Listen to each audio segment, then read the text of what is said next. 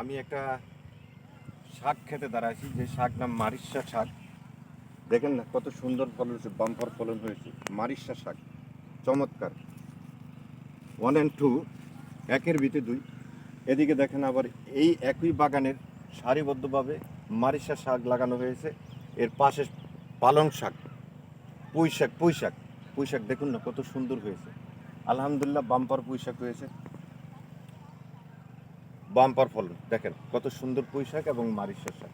এ ধরনের শাক খুবই সুস্বাদু এবং প্রচুর vitamin C, vitamin A, C, D সব ধরনের ভিটামিন এগুলোর ভিতরে রয়েছে। আশা করি এ ধরনের শাকসবজি খেলে শরীর স্বাস্থ্য, হেলথ ইজ ওয়েলথ, স্বাস্থ্যই সম্পদ, স্বাস্থ্যই ভালো লাগবে, দেখতেও ভালো লাগবে।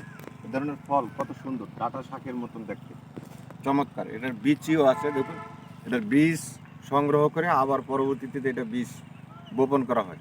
আসসালামু আলাইকুম রহমতুল্লাহ ওয়া বারাকাতুহু।